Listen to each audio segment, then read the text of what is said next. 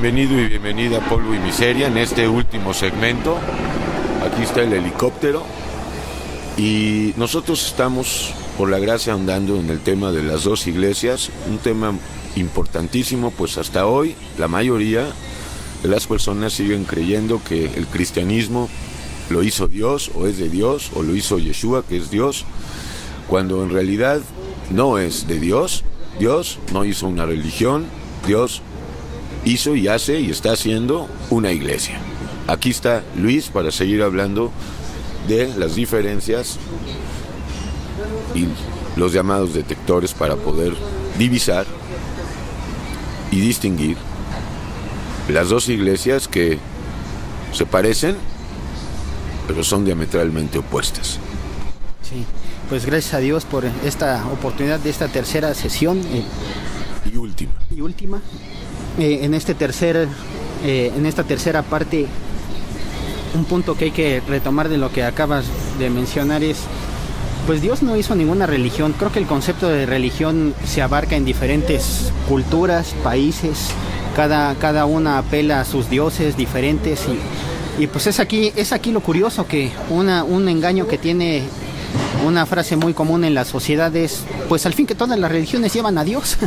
Así es, el principio del ecumenismo. Sí, y sin embargo, pues eso no es posible porque hay diferentes dioses, diferentes caminos, diferentes religiones, diferentes tipos de posturas, y pues el hecho de que haya diferentes caminos y lleven al lugar diferente, entonces no todas llevan a Dios. Así es, no todos los caminos llevan a Roma, claro que no.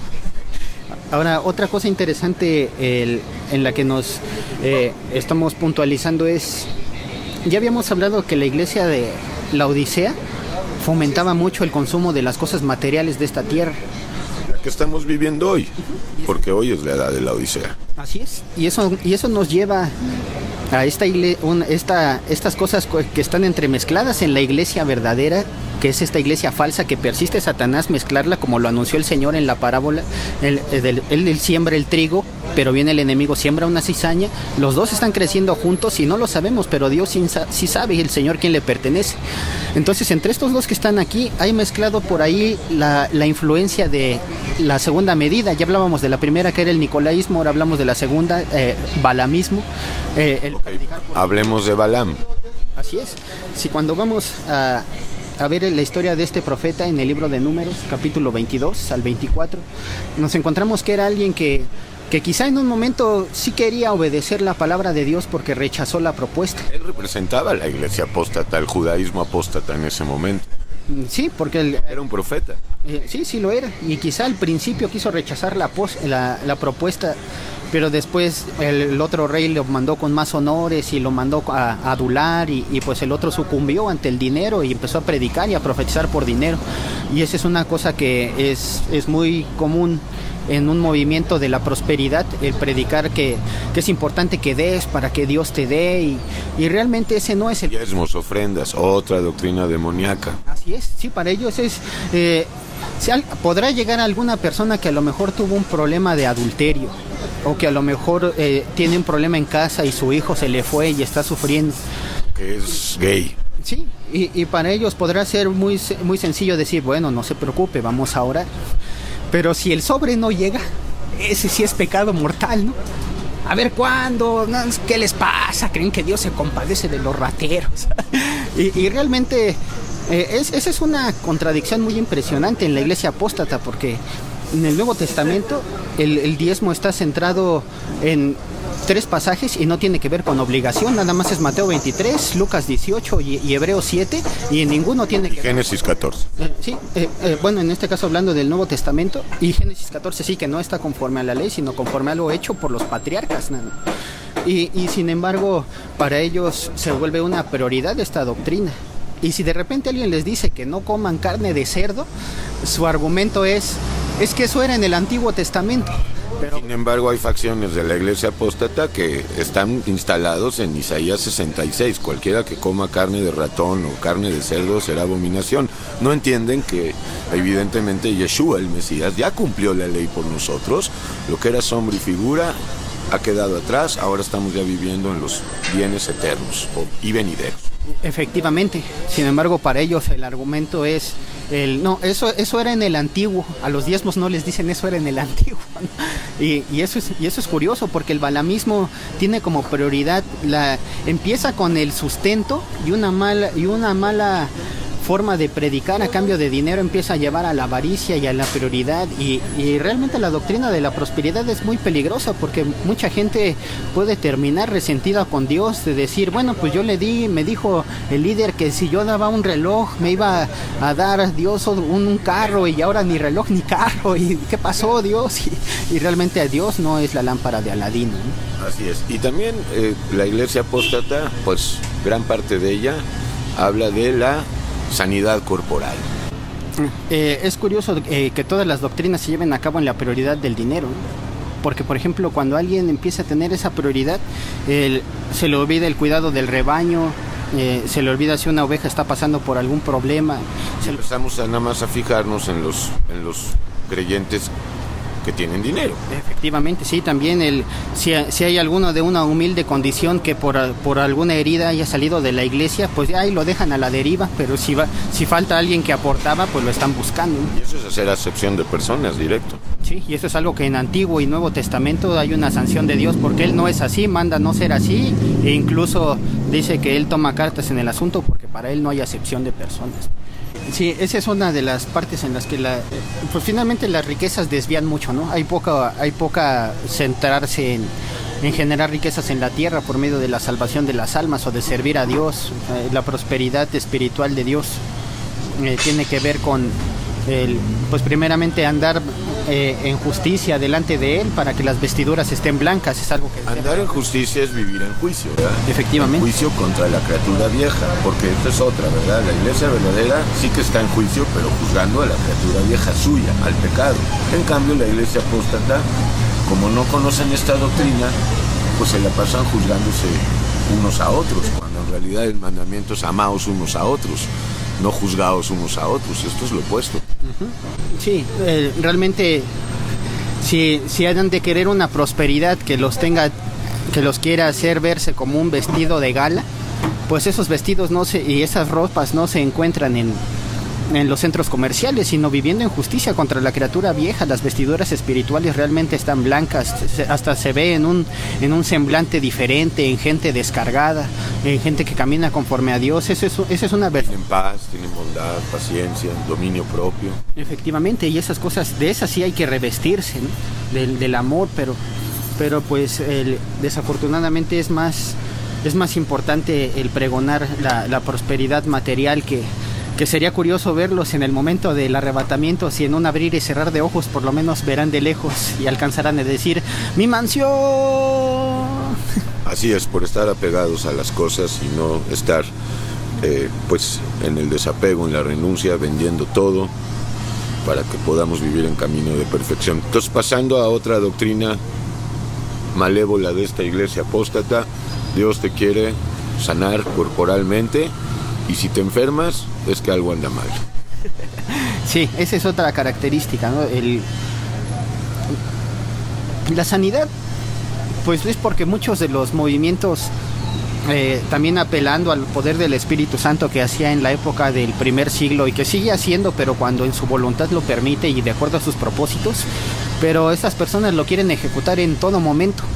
Quieren empezar a pregonar que todos los enfermos le entreguen su vida a Dios y serán sanados. Y no hablan de la sanidad verdadera, la del alma. Sí, es que ese es el principal problema. ¿De qué serviría visitar a un enfermo en un hospital e incluso llevarle, si le están pidiendo algún jabón que no sea quirúrgico, llevárselo, si su alma sigue teniendo la lepra del pecado? O sea, realmente Cristo viene a sanar las heridas del alma, viene a limpiar, a hacer una nueva creación en la persona, pero los movimientos ven principalmente la sanidad corporal. Para ellos es importante que las personas sean saludables, que estén sanas, dice al deporte, y en realidad pues esa no tiene la prioridad. Eso no es, es importante estar sano, pero si de repente la sanidad tiene un concepto de vamos a hacer una campaña, vamos a ver cuánto sacamos, si no hay sanos es porque la excusa, andaban en pecado, por eso no se hizo, pero ese no es el propósito del Señor cuando hacía una sanidad. Primeramente dice que las señales siguen a los que creen, no dice que los que creen andan siguiendo las señales. No, es al revés. Es al revés. Entonces, el que cree debe de estar haciendo la obra de Dios y si es necesario una señal, la señal viene. Bueno, y las señales en principio es el fruto del Espíritu Santo, para que dejen de creer que es tener poder en las manos y toda esta basofia. Porque podrán tener todo el poder en las manos, podrán hablar en lenguas y tener toda la ciencia, pero no tienen el amor de Cristo, el Espíritu Santo. Otra doctrina miserable de la iglesia apóstata. No tomes, no fumes, no hagas. ¿Esto es Dios? Pues realmente el problema es de que ellos no han entendido el proceso de una madurez espiritual. Se han estancado en los principios que, como decía el autor a los Hebreos, puros rudimentos de cuando empezaron. Todo lo que les enseñaron como primeros pasos, ahí se quedaron. La libertad... No fueron a la perfección, como dicen Hebreos 6. Efectivamente, sino que prefirieron los primeros rudimentos de los cuales debieron haber avanzado. Ahí se estancaron. Efectivamente. Y sin embargo, Pablo, como un siervo maduro, él sabía la libertad que había en Cristo. Él confiaba que nada era impuro, pero él decía, para el que lo sea impuro, para él lo es. Entonces es donde hay que hacer una diferencia entre la libertad que hay en Cristo y el abuso de esa libertad que se ha convertido en pecaminosidad. Bueno, y es que esto en realidad es, Cristo trae libertad, pero la religión es una fábrica de esclavos y de asesinos en grande medida también, porque es innegable el hecho histórico de que en el nombre el cristianismo ha matado más gente que el Islam y que cualquier otra religión. Tan solo en estos 2000 años, bueno. Y esto se lleva a cabo porque pues casi al principio de la conversión de muchos, el hecho de alcanzar a tener un ministerio, y eso luego los lleva a sentir poder sobre los demás, y en ese momento ya empieza a empezar la carrera de desviarse del propósito. Ya todo lo que tenga que ver con enseñanzas, con mandar, con exigir, con prohibir, quieren tener la última palabra, y eso es donde ya pues ciertas personas, por no acudir a la autoridad definitiva que es la Escritura, que es la que Dios ha dejado en la tierra como brújula con la revelación del Espíritu Santo alumbrando, pues por eso todo se les hace malo. Yo me preguntaría ¿cómo se vería un nicolaíta diciéndole a una persona que esté a su izquierda, no tomes, no fumes, eso es malo, estás en disciplina, y a su derecha el siguiente en tomar la palabra le diga, oiga, deje de sentirse juez de los demás y mejor ayude en las debilidades o ore por ellos, ¿no? O deje de mentir, ¿verdad? Porque está satanizado la bebida y el fumar, pues están satanizados tanto en esta religión, en todas las religiones, pero especialmente en el cristianismo, porque yo en el judaísmo antes pues no era muy importante esto de no fumar y de sí fumar, pero en esta religión sí, y mucha gente está lastimada porque los juzgan. El principal argumento para sostener ese prejuicio finalmente es uno moral, ¿no? Es que si en la sociedad el que no conoce a Dios es deportista, pues nosotros hay que abstenernos de eso. El segundo argumento, ya para querer sostener un argumento más espiritual, es decir que el cuerpo es templo del Espíritu. Sin embargo, ahí nos encontramos con una verdad. Que Pablo no se refería tanto al cuerpo físico del ser humano, sino a la iglesia. Efectivamente. Y partiendo de ahí nos encontramos con que si fumar es contaminar el templo del Espíritu, deberíamos incluir también el tomar. Sin embargo, curiosamente, el contexto de 1 de Corintios 6, que es el que está abordando el tema del templo del Espíritu, aclara y dice, cualquier otro pecado está fuera del cuerpo. O sea, ¿cómo es posible si el cigarro no se supone que entra al cuerpo? Sin embargo, Pablo aclara, pero el que fornica contra su propio cuerpo peca. Y eso es porque en un sentido espiritual, al estar hablando, como acabas de decir, del cuerpo de Cristo, que es la iglesia, una fornicación que trae pactos espirituales enlazados de alma con alma, volviéndose uno, en ese sentido espiritual el cuerpo de Cristo se enlaza con lo que no es cuerpo de Cristo, y eso no es pecar, fumar, tomar, sino fornicación. Así es. Continuamos, polvoymiseria.com. Aquí estamos, gracias a Jesús, Yeshua Adonai, el Mesías, para cerrar esta conversación. Al final, Dios manda, y al principio también pensábamos que iba a ser de un máximo de 15 minutos. Ahora resulta que con la ayuda de Dios van a ser 1 hora. Aquí está Luis. ¿Cómo estás, Luis? Contento, gracias a Dios, porque el respirar de la vida viene por Él, y también porque pues la palabra sigue revelando mucho acerca de esta iglesia verdadera, esta falsa, un verdadero ministro, un falso ministro, y pues vamos a ver qué más nos revela el Espíritu. Así es. Entonces hablábamos y ya exponíamos algunas de las doctrinas más demoníacas: Evangelio de la prosperidad, recibe a Cristo en tu corazón, nicolaísmo, balamismo y jezabelismo.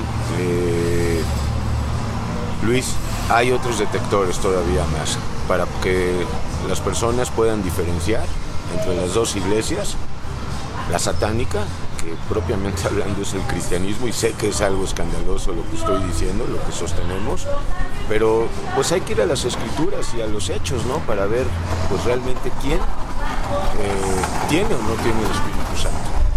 Sí, de hecho realmente lo que hay que hacer es, tenemos que hacer es quitarnos ese rudimento de amar la religión, y es que yo en esa cuna nací, o es que esta fe me la heredaron mis papás, y es que eso es en lo que todos creen, y yo me voy a la voz del pueblo. Hay que quitar todos esos prejuicios de religión y precisamente confiar en Dios nada más. Ahora, pues uno de los detectores que también circula mucho es el don de las lenguas.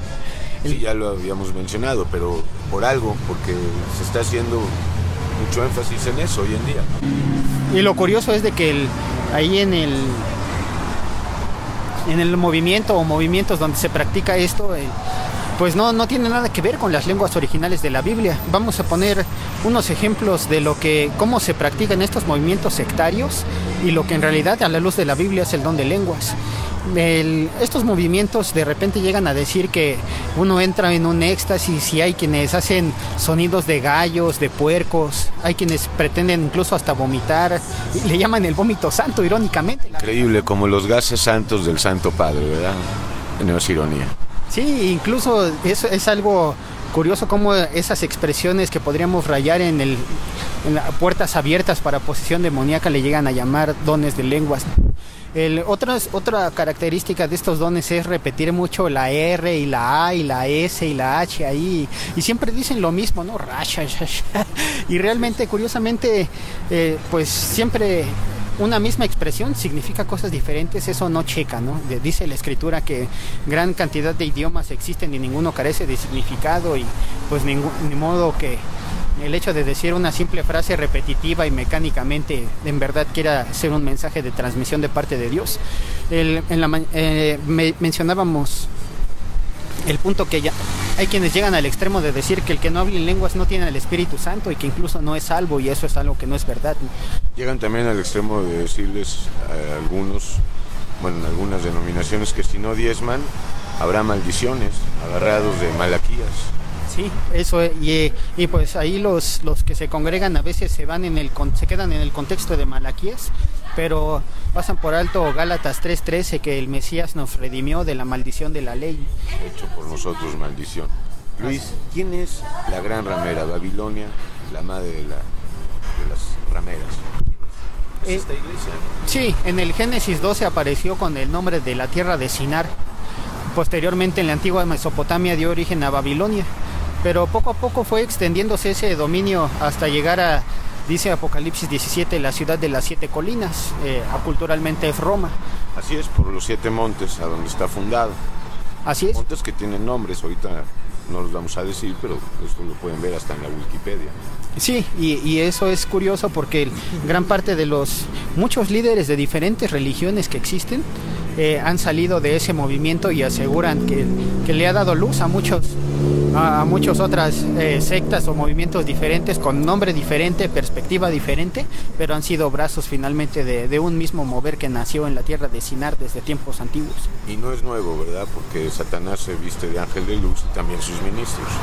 Así es, esa es la característica de estos falsos maestros, que decía el apóstol Pablo hablándole a Timoteo en el capítulo 4 de la primera carta, cómo operan estos falsos maestros cuando empiezan a apostatar de la fe.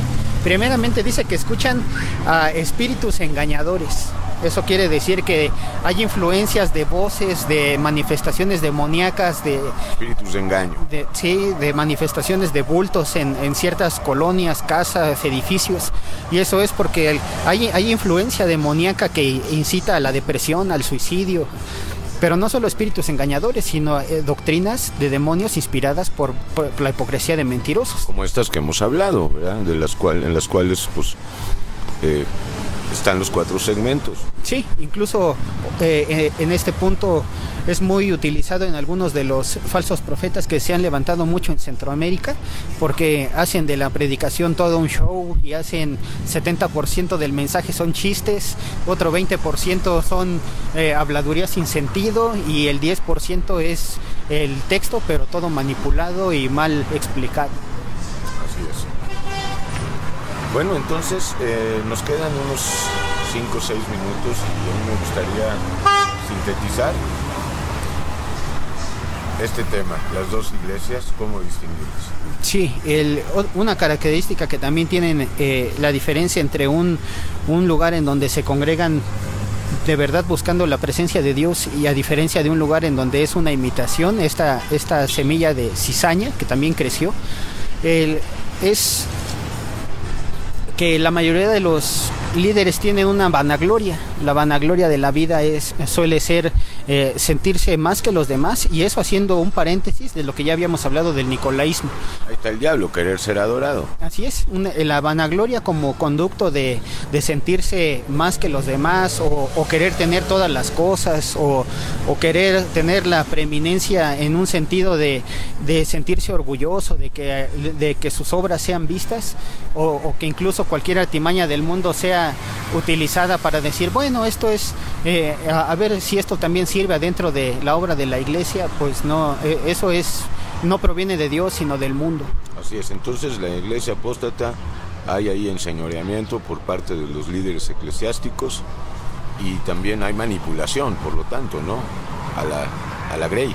Sí, de hecho varias de las personas que están ahí muchas veces acudieron para buscar ser conciliados con Dios en su alma, en las heridas que traían, y pues también terminaron lastimados.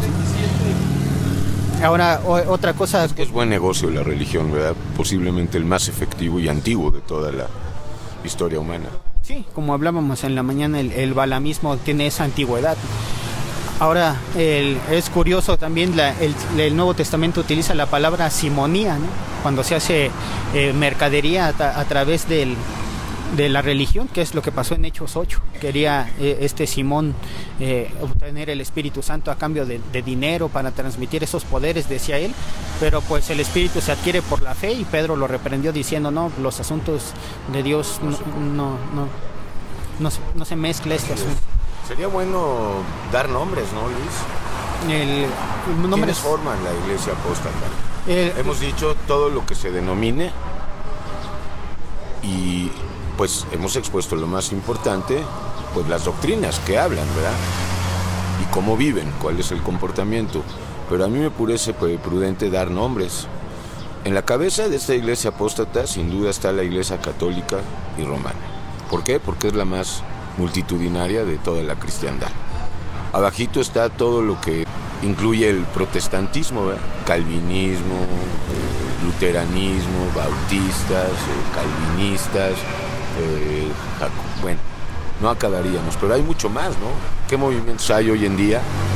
Testigos de Jehová. Sí, testigos de Jehová, mormones, adventistas del séptimo día, hinduismo, mormonismo, budismo. Bueno, eso no entra dentro de la iglesia apóstata, porque el budismo y el hinduismo sí son religiones, no llevan a Dios definitivamente, pero no exactamente pertenecen a la iglesia apóstata, porque estas dos no hablan de Jesús. Aquí lo grave, lo importante, es detectar aquellas denominaciones o religiones, sectas, que hablan de Yeshua, hablan de Jesús, pero chueco, Sí, en Centroamérica se han levantado varios y que incluso se han hecho grupos muy numerosos. Queremos dejar en claro que nosotros no tenemos nada en contra de las personas, todo lo contrario, estamos a favor. Nuestro deseo es que escuchen para que salgan de la gran ramera. Sí, estos grupos numerosos que pretenden, al igual que la cabeza de esta iglesia, pretender el ecumenismo, la paz, la unión, han logrado que por medio de este ecumenismo varios utilicen el nombre siendo vituperado, el nombre de Jesús, y dando algunos nombres de entre los más famosos que hay. Ahorita tiene mucha fuerza, por ejemplo, Cash Luna. Cash Luna ha sido investigado su doctrina, ha sido investigado su forma de expresarse en cuanto al el contenido de su mensaje. Se ha visto la arrogancia que demuestra y a veces lo que se hace detrás de las cámaras de lo que él no ve, y pues sin duda un lobo vestido de oveja. Así es. Bueno, estos son predicadores o pastores en su propia opinión y en la opinión de otros que están lamentablemente engañados, pero hay miles, son incontables. Estamos hablando de hombres y mujeres. O sea, finalmente estamos viendo la apostasía de los últimos días. Bueno, todavía no en su máxima expresión, pero hay profecía, ¿no? En Timoteo, sí. La apostasía final y en veíamos ese punto de doctrinas engañadores, doctrinas de demonios. Dicen que algunos abstendrán casarse, y ahí es donde confunden el don que Dios le ha dado a los que no se casan, que está explicado en 1 de Corintios 7 y en Mateo 19. Pero dándole un mal enfoque a esos pasajes, dice que prohíben casarse, y es donde vemos la exigencia del celibato, que ha ocasionado mucha pederasta, porque al fin y al cabo varios de los movimientos que de alguna manera han procurado propagar ese tipo de enseñanza, lo que han ocasionado es que ignoran un principio que dice que si alguien no soporta, pues puede casarse, ¿no? Pablo mismo, aunque no era casado, decía: ¿a poco no tengo derecho de tener a una esposa por mujer? Pero ellos, llevándolo a una característica que nos falta por tocar, es el legalismo. Ellos, llegando al extremo de estos textos, prohíben el casarse, como lo había anunciado Pablo a Timoteo, y también es parte de la apostasía, y también el abstenerse de alimentos que Dios creó. Y eso lo vemos en gran parte de muchas culturas donde de alguna manera el Espíritu Santo había permitido la alimentación de las naciones gentiles. En Hechos 15 solo había regulado algunas cosas, y sin embargo sigue habiendo una exigencia de cosas que, por más que... En relación al Antiguo Testamento. Sí, y aparte también de varios movimientos, por ejemplo los adventistas del séptimo día, y procuran abstenerse de ciertos alimentos con el beneficio de quizás ser más, y Pablo decía: pues ni por comer seremos más, ni por no comer seremos menos. Así es. Luis, para despedirnos. La iglesia apóstata se ve fácilmente en el modelo de la Odisea. En los últimos tiempos va a ser una gran minoría la iglesia verdadera, y el amor de muchos, al estarse enfriando, tendrá como consecuencia que el Señor venga por su iglesia y empiecen los años de tribulación. En ese periodo de tiempo, esa iglesia, ya veíamos las características mencionadas, piensa que porque tiene riquezas, tiene todas las cosas. Realmente a la luz de Dios es pobre, desventurado, miserable, desnudo, ciego. Se le recomienda adquirir el colirio. Sí, primeramente le dice oro refinado, que Pedro dice que el oro refinado es una fe que es probada. También dice que los ojos sean limpiados con corilio, quiere decir que dejen de ver lo terrenal y pongan los ojos en el cielo, que es donde está Cristo. Y también dice que pida de él vestiduras blancas, es decir, las obras de Dios ejecutadas en la vida del que ha creído. Y pues qué peligroso puede ser, ¿no? Qué peligroso puede ser empezar a caer en la apostasía, que nos lleva poco a poco a irnos alejando de lo que estamos a un paso. Dice la Escritura ahí en la parábola del sembrador, que la semilla cayó junto al camino. No cayó en el camino por donde todo el movimiento de la fe en aquel momento era llamado el camino, pero no cayó adentro de este camino, cayó junto a, y a su debido tiempo fue quitado, fue hecho a un lado, no formaba parte de. Y qué peligroso es la apostasía. Dice Hebreos 10 que si con el testimonio de la ley son castigados, pues cuánto más el apóstata por menospreciar al Hijo de Dios, la sangre del pacto, y hacerle afrenta al Espíritu de gracia. Es un problema serio con Dios. Así es, Luis. Bueno, pues te invitamos a que escuches hasta 2 y 3 veces estos 4 segmentos para que Dios te confirme si lo que hablamos es por nuestra cuenta o es realmente el Espíritu Santo quien te lo dice. Sí, dos textos que nos concluimos con esto es Gálatas 1:8.